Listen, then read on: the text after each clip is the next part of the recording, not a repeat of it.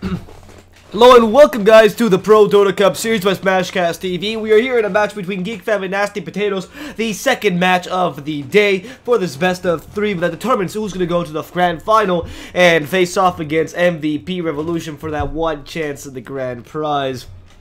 See, both Geek Fam and Nasty Potatoes have fought long and hard to get here. Geek Fam lost against the guys at MVP Revolution 2-0 actually in the last best of 3 and were dropped down to losers brackets. Nasty Potatoes themselves come from a long run in the losers brackets where they're finally able to face off against Geek Fam. Let's see what happens this next game. Honestly, if Geek Fam is able to win it, then they win 2-0 when they master the grand finals. But if Nasty Potatoes is able to hold them off for a bit, they can actually get the tie and then are able to get a third game, which allows them a position in that grand finals. My name is DSwordfish. I'll be your caster for today. Let's get right into the draft, shall we? My name, sorry, what did I just say that twice? Geek Fam is going to be running here the Twin Protector, the Legion Commander, Tinker, and Magnus Band, and picking up an Assassin and an OD, very early OD. Very early OD. Nasty Potatoes, on the other hand, going for the Warlock Juggernaut to start off, and banning at the start of the Clockwork, the Terrorblade, and... I mean, if you're Geek Fam... Hey, Weaver, because you're afraid of Psionics Weaver? Juggernaut? I mean, no, just of course not. I actually don't know what else you would ban here, frankly. Well, as Geek Fam has been running, they're really confident. I mean, if I was Geek Fam, I would honestly have banned the Earthshaker. I'm surprised they haven't banned the Earthshaker. It's been a preference for Nasty Potatoes for a while. I mean, you might actually ban the... I mean, you know Tihi's pick, you know Velo's picks, maybe the Razor, actually. The Razor would actually not be a bad idea either. Because you already have an Outworld Devourer, and they have run the Outworld Devourer Razor in the past. Psionics also loves that Drow Ranger, and considering you just went for an Outworld Devourer, it could be a possibility. But no, they're going to ban out the Axe. And that's a weird ban. The Nyx Assassin is played support sometimes by this team, but since you don't know exactly if it's Raji and Net, or if it's Raji and Yeh, and who the hell is Yeh, that assumption's a bit unsafe. Nyx is probably going to be support, though. It is true that showing off 2 cores in the early game is a bit of a disadvantage for you, your Geek Fam. Rubik is going to be the second support at the very least, and you will have a good defensive support to go well with. Well, could go with the Rubik. Honestly, the Juggernaut is the most classic lane with him. You can still run the Vengeful Spirit. The Vengeful Spirit is actually quite okay against the Juggernaut, against the Warlock. She has a lot of burst damage. The Midas Armor is really effective against the Warlock. Someone has very low armor, but a high HP. And the Juggernaut himself is not the best agility gain, or strength gain for that matter, but not the best agility gain in the game, allowing you to take advantage of it by just, well, crushing him. Let's be honest, with the Queen, with Vengeful Spirit and her minus armor attack. Earth Spirit.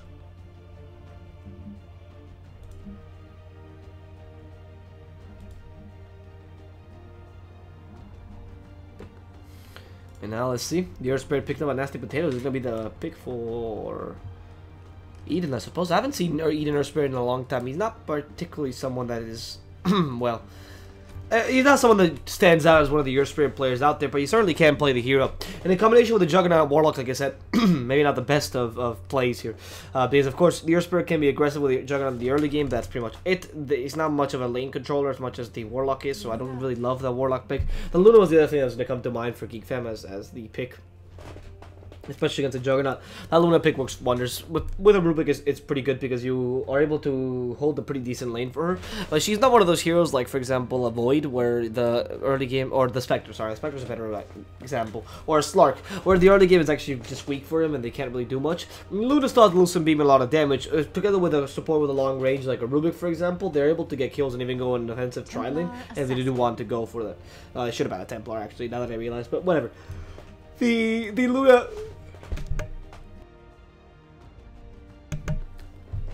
is able to go for an aggressive tri-lane here, even actually utilize the Rubik and the Nyx Assassin to just destroy the Juggernaut here because of the Lunar Blessing, and together with Lucent Beam, you're actually able to deal with considerable amount of damage. And since the Earth Spirit can't really go in a defensive tri-lane and be effective, he has at best, half his effectivity with a defensive tri-lane, and you're actually forcing the enemy team of Nasty Potatoes into a really bad position.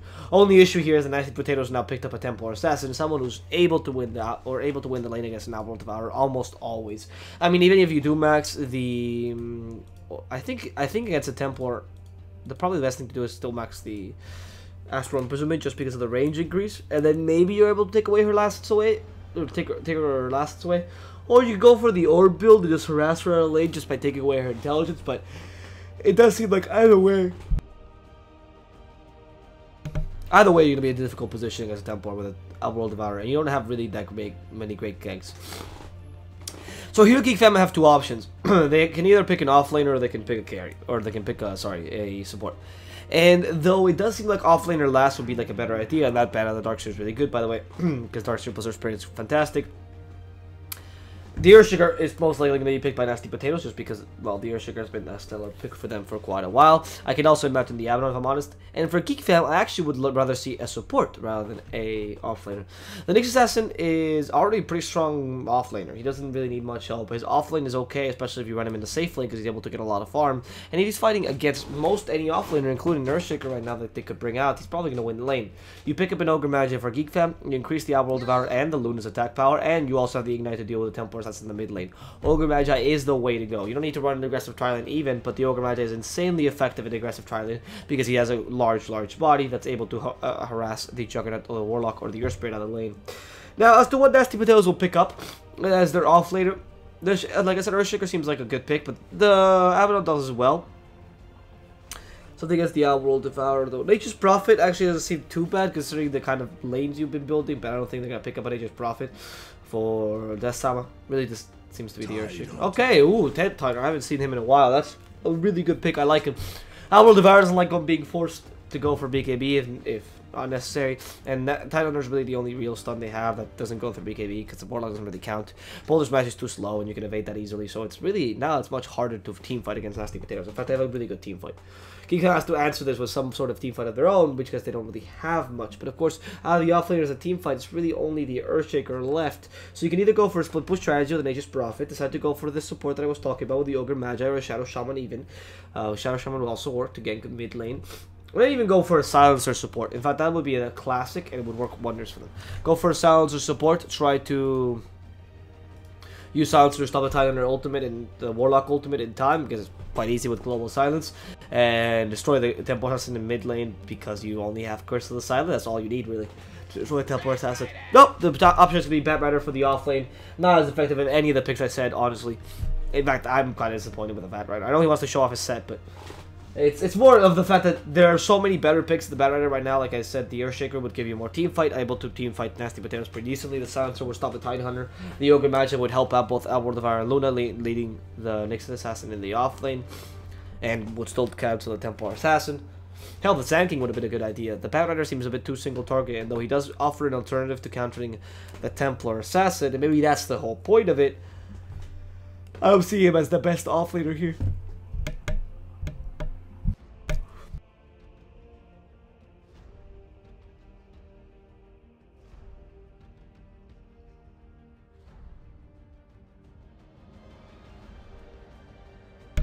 Though, of course, if the Bat Rider is able to, you know, get a lot of farm in the safe lane, because it does seem like it's going to be an aggressive tri-lane almost entirely, because Nyx Assassin is great at aggressive tri-lanes due to his high HP region, and, well, we already talked about the Rubik and Luna possibility. Then Bat Rider will be able to get a lot of items and be much more useful, because he's going to be able to set the tempo of the game much more than a Tidehunter or a Warlock can. That's important. So, Geek Fam can go for two options. Try to counter the enemy team fight by using your own, because your team fight's already pretty strong with Nyx Assassin and the Rubik, the Luna, the Outworld Devourer. The Bat Rider, I guess, was the last pick, so it doesn't really count. But they could have also gone for just a complete tempo controller, and Bat Rider is much more of that. A tempo controller. Someone who likes just to lasso someone, get him out of the team fight, and he's able to fight really in any position. You don't need a great initiation from the Bat Rider to actually, you know, kill off anyone. In fact, all you really need is Bat Rider to go in, a lasso and Firefly or whatever, and then he's set, walks out. That's literally what he does. Okay, that's a problem. Okay, let me restart Dota. It does seem like it's been blocked out. You see what I mean? Like, it sometimes just stops and freezes. It's okay. We'll fix that in a second. We'll come back. We're not missing anything. It's only a tower duel. I do apologize for this. I don't like having a black screen, if possible. But, of course, sometimes it's inevitable, because it's just a Dota issue. I really can't fix much of that. Finished loading, great stuff. Alright, Geek Fam and Nasty Potatoes both ready for action. Sounds good. Sounds good. Now, let's put some of the teams real quick before they start hitting each other, unless they want to go on Eden first. Nah, it seems like they're gonna... Oh, maybe. Actually, this could be a kill. Spike, there's the Impale. Oh, wow, what a late Impale. He actually decided to block it, or stop it the first time, and that's why he didn't. That's a great Impale? I mean, what a terrible Impale, sorry. He actually decided to block in the beginning, and that resulted in a problem. Is that really a new set of the Collector's Cache that was just a fucking fish? Wow. Okay, that said, guys, let's continue with the game, right? Let's present the teams real quick. My name is DSwordfish. I'll be your caster for today. And today we have a game between Nasty Potatoes and Geek. Nasty Potatoes on the Radiant side. We're gonna have the Death Sama on the Titanhunter in the support in the offlane position. First support is Crimson with the Warlock. The carry of this game is gonna be TMT on the Juggernaut. The second support being Eden on the Earth Spirit, and finally in the mid lane a Templar Assassin played by Ponlo. As for Geek fam, we're gonna have Teehee on the Outworld Devour in the mid lane position. Batrider is gonna be Velo here in the offlane position. Here we're playing the Luna will be Silence in the carry position. Second support is and then finally as the first support is and second support is Raji on the Nyx Assassin. Right. The Sama finds so it is gonna be not gonna be defensive trialing. Interesting by Geek fan. I was really thinking defensive trialing because that's how Luna's played nowadays. That Sama should be really careful. No anchor smash or stop until telekinesis actually to punish him. He only has one level of Kraken Shell. This creep skip is very dangerous. In fact, he might just die as a result. Impale, and he can't really dispel that. Oh, he will. Okay, the Sama is gonna go down regardless thanks to the damage the Silence provides. That is weird. Okay, I guess it's just it was building up all the damage, and when the Impale came, it was just almost about to burst, which is why it just happened. I thought the damage would reset once the stun was happened, but of course it didn't because he didn't receive 600 damage yet. Alright, well that doesn't matter. They get the kill onto the Titanhunter top lane. That's an easy first blood, and I think it goes to Rubik. No big deal though. Teehee shouldn't have much trouble against Eden because you can always just Astral Imprison him, and like I said, you need the help in this mid lane, maybe because of the Batrider or something.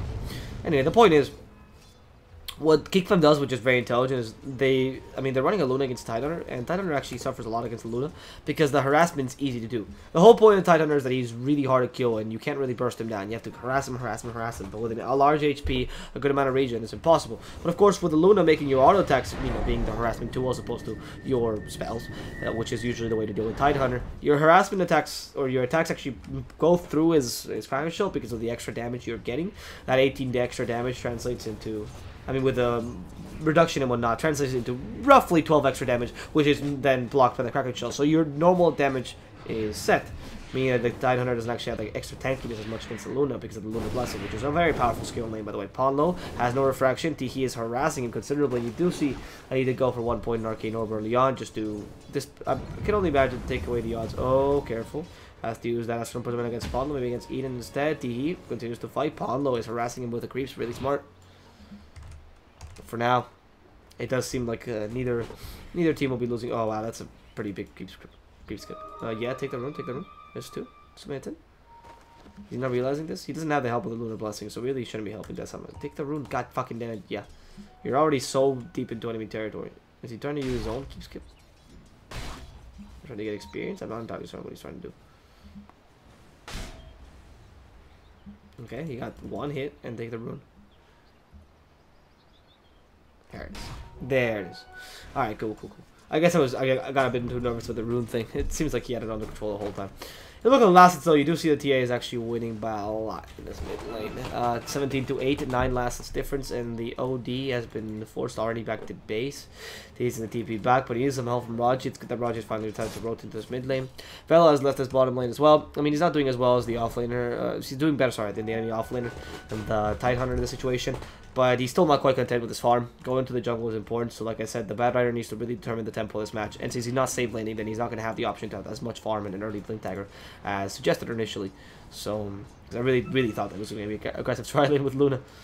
And now in the mid lane, they're trying to gank Ponlo. They're waiting for the refraction charges to run out. He still has 3, so it's going to be quite hard. There it is. Nyx Assassin goes in, but they catch him with the rolling boulder. He still has Spike Carpus plus Impale, so he should be fine. There's a boulder smash, and now the Impale catches both of them. And the Outworld Devourer is not going to help him out with the Astral Imprisonment.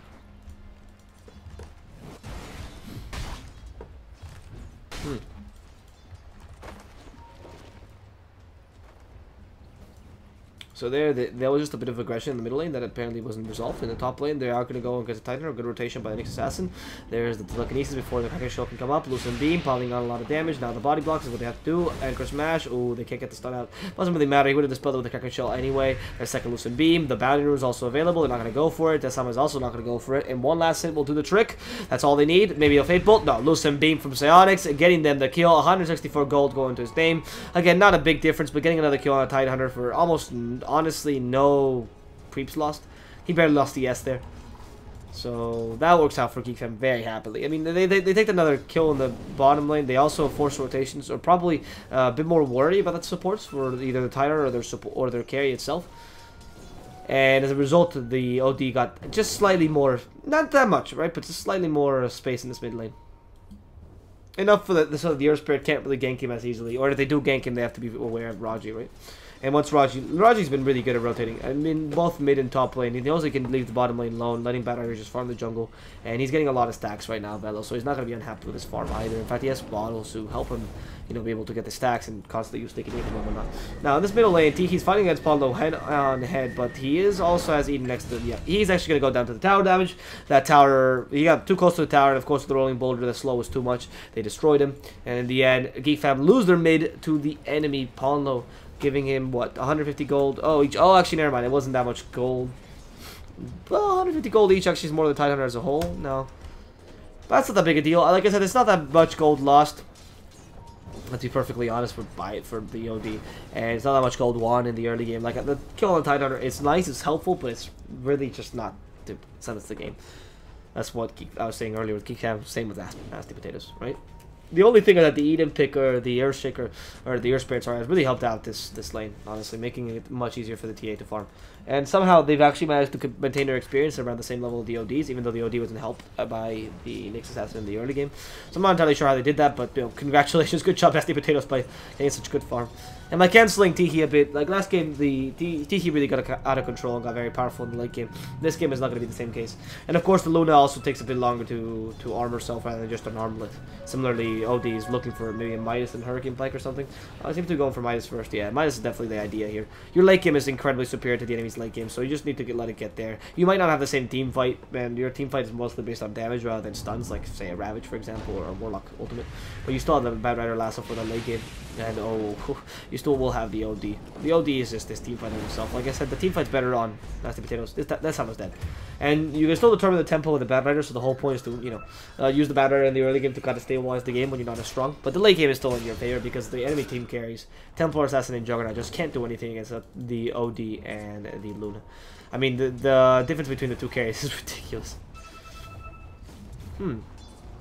Interesting he didn't go for a point in Glaives yet. Maybe you have to push the lane and then reserve the points later. That's really smart, actually.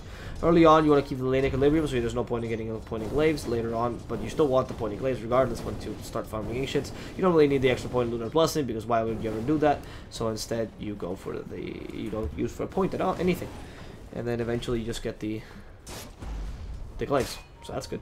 I mean, you really want to max the Glaives early because the 6 bounce as opposed to the 3 is ridiculous. I don't know why they decided to double it last level, but maxing the Graves is so much worth it. It's very, very worth it.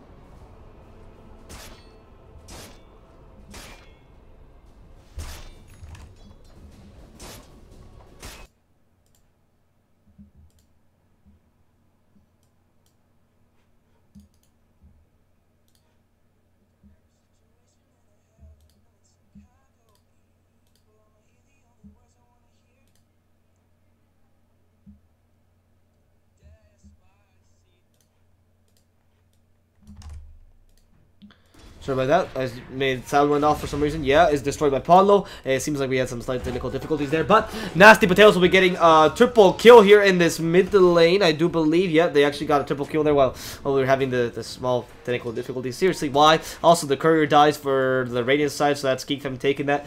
In the end, Geek Fam actually gets more of the courier than these kills, but oh well. Crimson and me harass here by Velo. That's an easy lasso. Yeah, easy kill. With a flame break. I mean, just keep sticking napalm stacks onto him. Oh, really? Was that level 1 lasts only 3 seconds? I thought it would deal more damage, but apparently not. And that is an Nyx Assassin that could not help him in time. Paulo still has a haste, so he's not going to be harassed too much by Tihi. But Tihi's getting closer and closer to his Midas. Honestly, he's going to be able to get minute 10, which is still alright. You're not an Invoker, so you don't need it. I mean, you're not an Invoker, so it's not... You know, you have to get it a bit earlier, ideally. But, of course, hitting 10 minutes in against TA, it's acceptable. Honestly, the OD's done pretty well for being against the TA in this lane and against an Earth Spirit. Both really annoying if they combine against an OD, right? Because he has no way to go and nowhere to go. And his escape mechanism is good against an Earth Spirit, but that's pretty much it. It's not really that good against a TA. Because you can only Astral Imprison her if she gets really close to you. By that point, she's already hit you twice, and that's half your health gone. Silence himself has to really recover in terms of farm. Not really necessarily recover is the word. Maybe just beat Juggernaut in the TA because they've been doing pretty well themselves. And you know, going third is not the best idea. You want to get your items earlier because the Juggernaut, he needs a Manta style Diffusal Blade built up, whereas you just need a Manta style, so you are a bit stronger than Juggernaut if you can get your items a bit early. And then you just go for more expensive items, but of course you're not just fighting the Juggernaut, you're fighting the Juggernaut on the TA, and right now you're going to have to carry the OD around with you, because the OD is going to have to go for a minus, and thus is not going to get affected for a while in the game. Needing that Hurricane Pike to really be strong. What else? Needing the... So what? Hurricane Pike. What really makes the core OD? Hurricane Pike probably nowadays, and that's it. Maybe BKB this game might be a necessity. Maybe Hurricane Pike Blink Dagger, or maybe Hurricane Pike Rod of Atos, actually. Rod of Atos this game sounds like a really good idea to stop both the TA and the Juggernaut, because it does go through the magic immunity. That route, of course.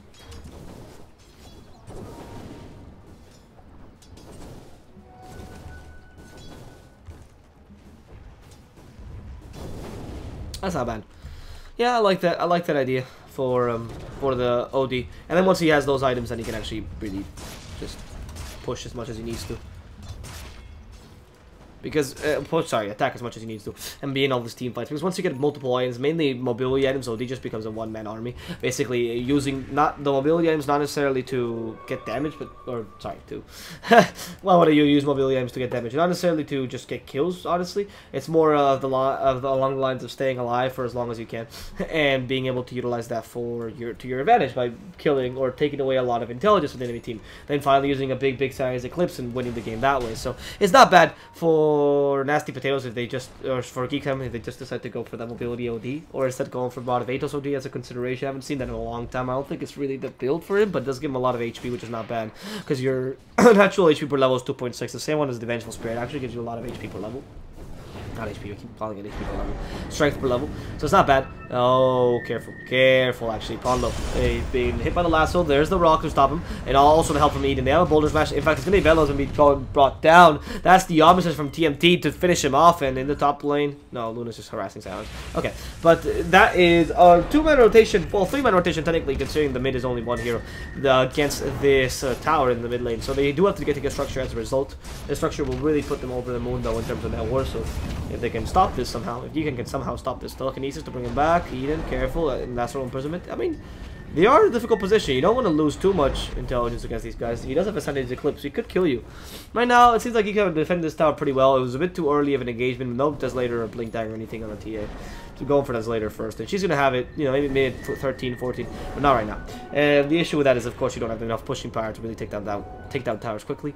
And the kill just becomes a kill, which was an alright kill, I suppose. You did stop the attack from the battery onto the TA, but that's all you did.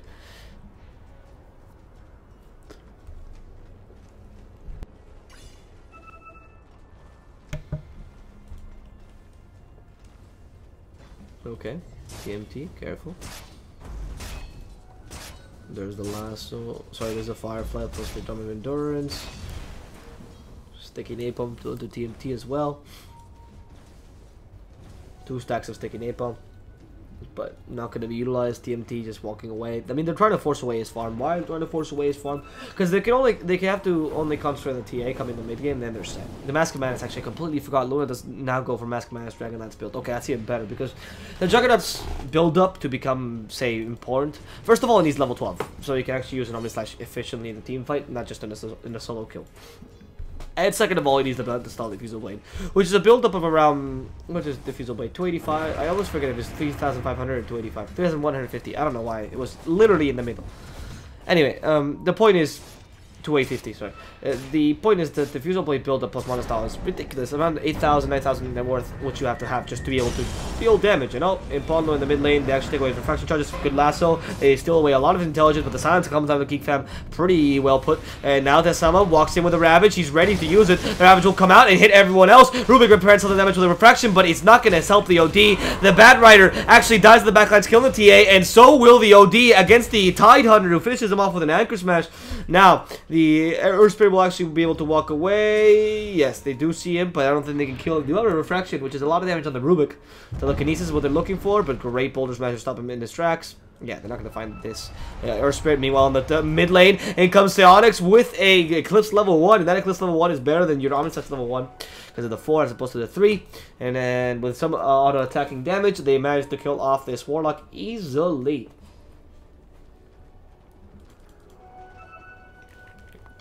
So here, like I said, the Eclipse deals more damage than the Omnislash, and it's quite effective. If you reduce the Juggernaut's farm so that he's not more farming than Luna or than the OT, then he's kind of limited to being a tertiary carry more than a secondary carry even. And he doesn't have that much effect in team fights. And you can just concentrate on the TA like they did in that team fight where the battler literally committed suicide just so he could kill the TA. That's definitely worth it. That's 100% worth it for the guys at Geek Fam. Because killing a TA right now, stopping her from snowballing is exactly what their job is right now.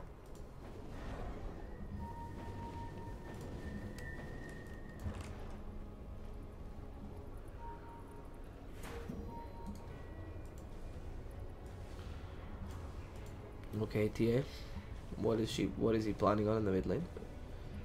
Yeah, an easy vendetta though for the next assassin with an impale and a spy carpus. Shouldn't be too hard. There's the Boulder Smash and Fraction used at the right time. Actually gonna help the Rubik quite a lot, but he's still in silence. Now starting to lose HP, and the Rock hits both of them. The last has been used only for the Earth Spirit, but oh, the Rubik already goes down. Yeah, is not gonna say that ever again as he is dead for now. 22 seconds of the Rubik, and Nasty Potatoes will start pushing this tower. They really want to take this tier 3 down, or tier 2 down. So honestly, using the Mask of Madness to prevent the Tidehunter from, just chasing him down. He has no Ravage, so he just TP away. He's choosing not to. There's the Impale in the mid lane, actually stealing a lot of intelligence away from the Juggernaut. Finally finishes this off with a Blade Fury. Velo still stacking stick and napalm stacks, but in the end, that's going to be a tower loss for Geek Fam. But somehow their net worth is still favorable. I don't understand that entirely. That's a 310 gold change actually just for the Rubik kill, and then I suppose the tower, which should give you around 1,000. So that's pretty good that Geek Fam is managing to outfarm the enemy team just because Luna is playing pretty well, maxing those claims early, like I said. And you're going for a Yasha before the Dragonlance. Okay, so Yasha, and then I can only imagine it's going to be Mount Style right after.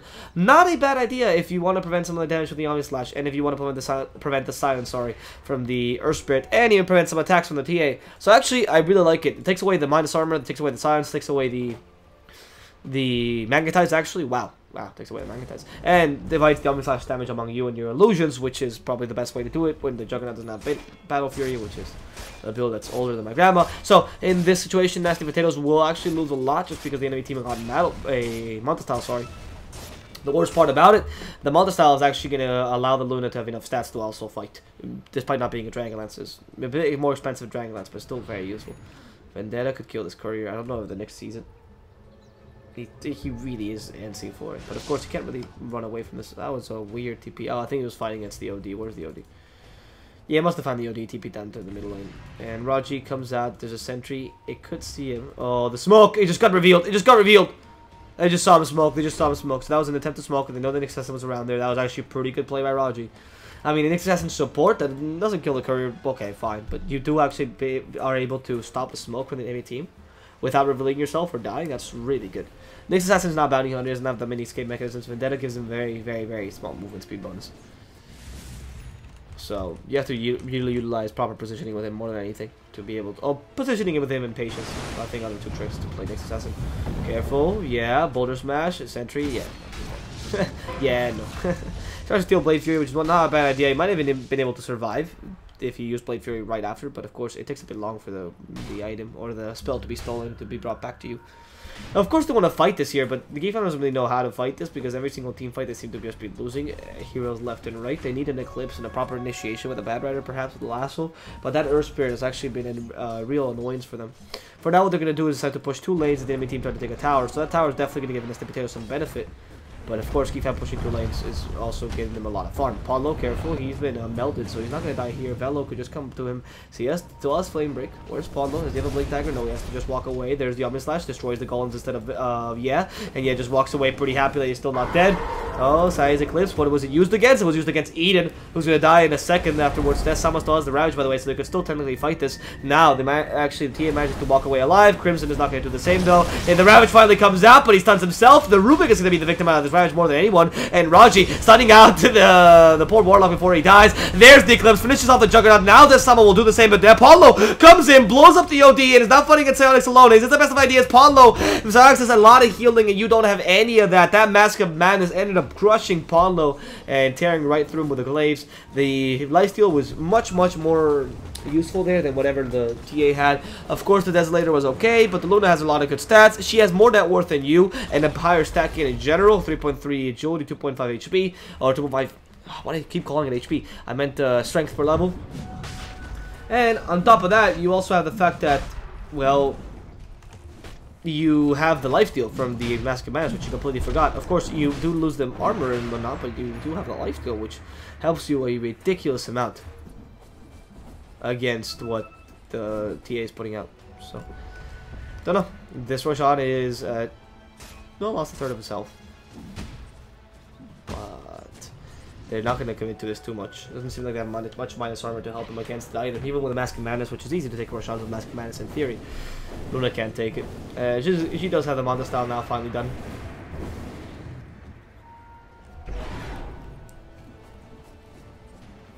I do wonder if the Manta style is able to dispel that. I don't think so. I think we just saw that. I don't think you're able to dispel the Berserk. That would be a cool interaction, just to cancel the Berserk. There's no other way to cancel it, so you know that should be a thing. Oh, Spike Carpus helps Raji a bit, but he has Impale, but he does not have the Vendetta. Only thing he can do right now is try to gain some time for his team. Second Spike Carpus is also available. Boulder Times will hit him. Bye bye. Bye bye, Nyx Assassin. Bye bye. Oh, Omnisage is available. Really? The Omnisage is being used against the Juggernaut. Now telekinesis, and no, they can't even use it because the lasso was up, but whatever. They kill him off anyway. TMT goes down. A tower as well, thanks to Psionics' damage. That's 4,000 net worth in the green for the guys at Geek Fam. Starting to push out a bit, utilizing the Luna power. That's a very good idea. The Mask of Madness actually makes her pushing power pretty ridiculous.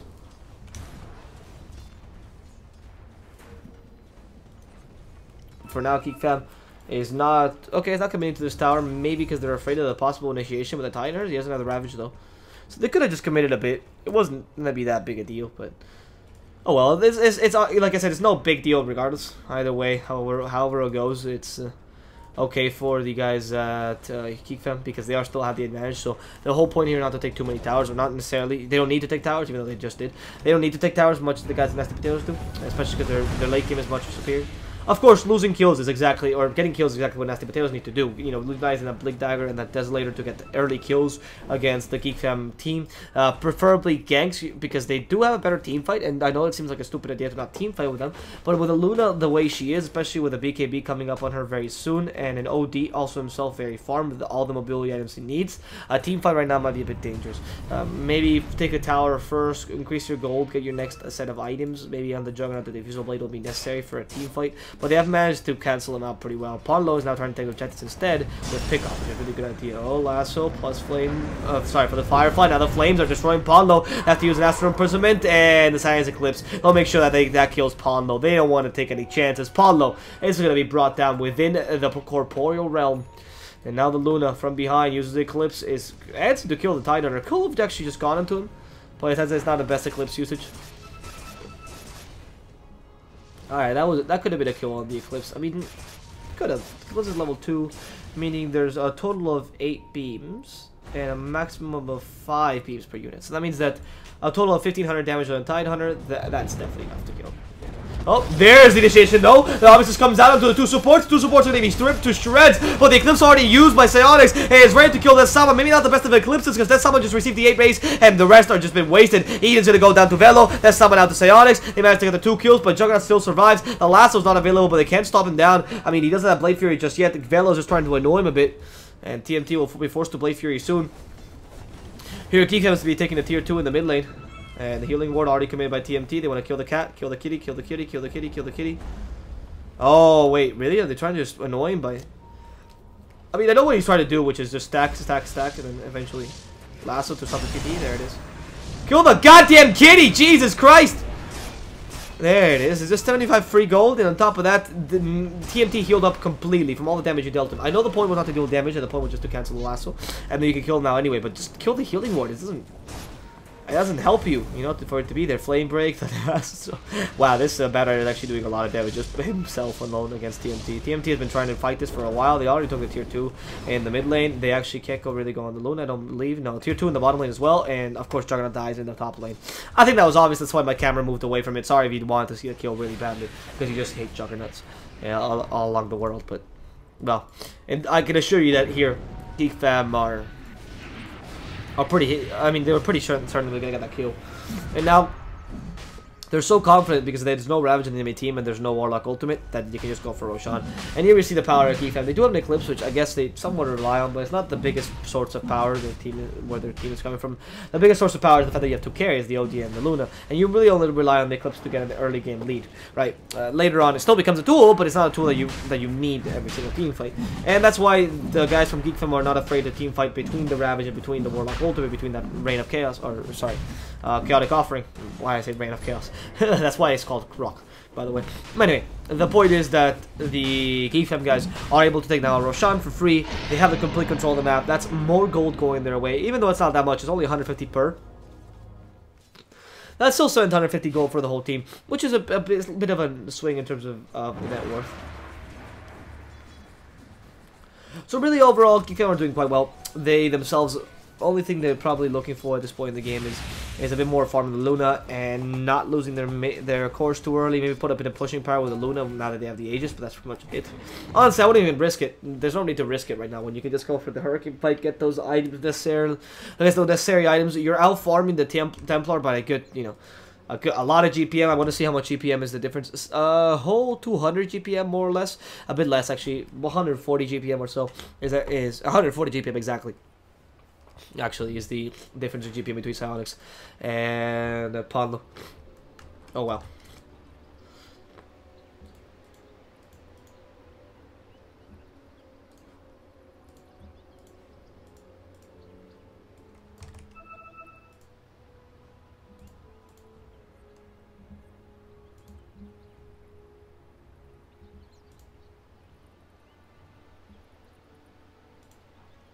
The thing is here, both Nasty Potatoes and Geek fam are... I mean, both in this situation, Geek fam already has a late game, which is the concern. They're both trying to fight for the mid game, but they really haven't gotten the control of it if you're Nasty Potatoes. And, sorry for the pause, by the way. I mean, I'm assuming that it's going to be... So, yeah, Geek fam is ready. Good. So, Nasty Potatoes right now... Do they force a team fight is the issue, or do they just continue on farming? Because if you continue on farming, the enemy team is just going to out-farm you, right? And your TA is really losing effectivity as the time goes on. This game is not looking well for them. They have to start putting some priority in terms of farm for the Juggernaut, because he does not even have a Diffusal Blade. He hasn't been able to build it. In fact, Diffusal Blade is just not been built as much anymore. It's just Blink Dagger whenever you're not doing too well. The Courier could have died, but instead of Raji, yeah, Raji, please don't follow the Courier. Please don't follow the Courier. You're not going to get the Courier. There's no way the Courier's going to just turn back and you're going to be able to get it. I assure you. There it is. Yeah, stop wanting to. Alright. It's only Vendetta level 1 too, so you can't just link in Vendetta a second time and then do it. But see, this is the problem. You know, you're fighting against the Luna that's very farm, and you're trying to have a lot of impact if you went for a build, for example, a Maelstrom build with a Basher, Maelstrom Basher build with a Manta style, after the Blink Dagger, of course. And you can still have a bit of the late game potential, especially coming 50 minutes in when Geek fam might have better carries, but you do have better team fight, and that is going to win you the game. Like I said, yeah, sure, the team fight might take a long time, but in late game, when everyone dies for like a whole 2 minutes, and you are not able to buy back, well, if you get 2 team fights in a row, then, well, the big ultimates become much more powerful. That's why the big ultimates are stronger in the late game. Maybe that's why Nasty Potatoes is doing. But of course, that is ultra late game, but I'm talking about 50-60 minutes in when everyone gets their items. Right now, Psionics is already in his late game, and he's more than happy about continuing to farm and getting that Hurricane Pike. Really, the Hurricane Pike is quite important because you are able to get the extra mobility that comes with it.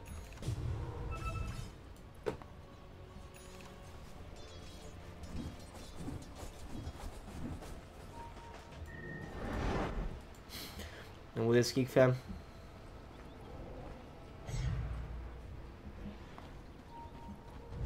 are you preparing for a smoke? Okay, that was the idea. All right, well, that was not unexpected. The smoke by them could cause a lot of issues in the enemy team. I love they don't get Psionics so that you can continue farming and not losing much effectivity, getting that Hurricane Pike early. But this smoke can still catch out someone pretty easily. Death Sama is not the best target, but if you do lasso him and don't deal too much damage to him while the lasso is up, this could be a kill. Death Sama, however, will put himself away so that he doesn't get killed by the Psionics attack. And here's the Aegis. There's 2 minutes till the Aegis respawns, so they have plenty of time. They catch the Earth Spirit out. That's really important. 45 seconds of the Earth Spirit because he doesn't have a respawn talent anymore. And that's the a huge part of the initiation for the enemy team. And the whole point here that he's trying to do is just to cancel the Blink Dagger from the Tidehunter so he can't just initiate from nowhere. And now they just leave Psionics alone. He still has the Aegis and the BKB, so he should be fine. TMT. Careful, because if you walk in, the Eclipse just destroys you. He has a Manta Style to help him out. Ooh, really good Shivas just to pile on some damage onto TMT. Either forcing him to use the Healing Ward, which gets destroyed easily by the Glaives, or alternatively, you are forcing him to, well, just back off. 15,000 net worth lead for Geek Fam, and still no attack by Nasty Potatoes. We're trying to find the angle, right? The right angle to just finish him off. And there's a Tidehunter goes in, careful. The Manta Style's already been committed. BKB could also been used, but of course with the Ravage, sorry, you don't really want to commit BKB here. Maybe you can prevent it.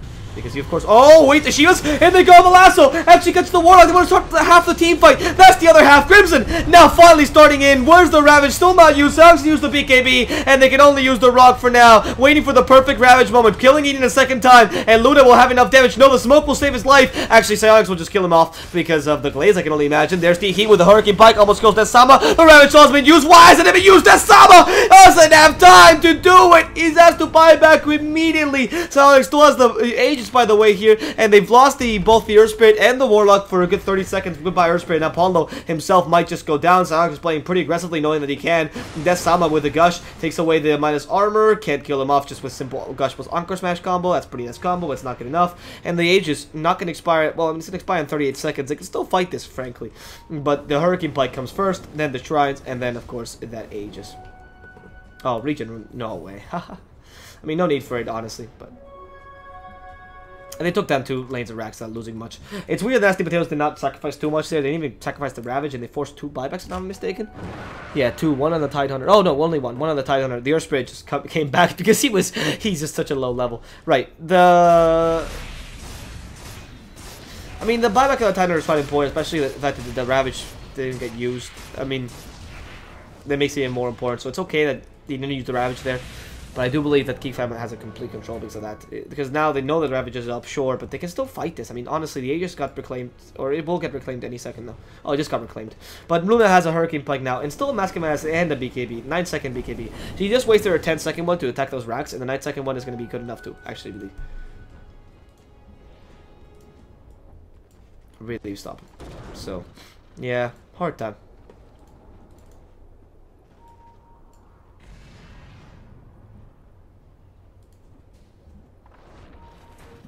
Psionics starts to hit these creeps down bottom, helping him out against the Catapult as well. And the Ravage is still available. This is the one saving grace that this team has. That Ravage might actually win them the game.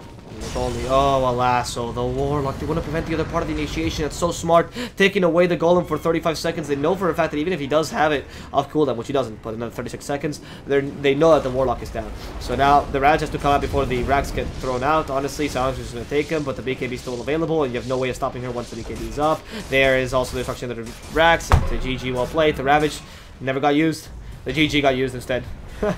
No, that was an anticlimactic ending. Honestly, I was expecting a bit more from Nasty Potatoes, but Geek Fam honestly dominate these both 2 matches, get 2-0, and the best of 3, and managed to win against Nasty Potatoes in just 31 minutes in this second game. So congratulations to them being able to win those 2 games straight up. And now the guys from Nasty Potatoes will be out of the tournament. Sorry, guys. I don't know how to say it with more emotion. It's just a bit... I'm kind of shocked.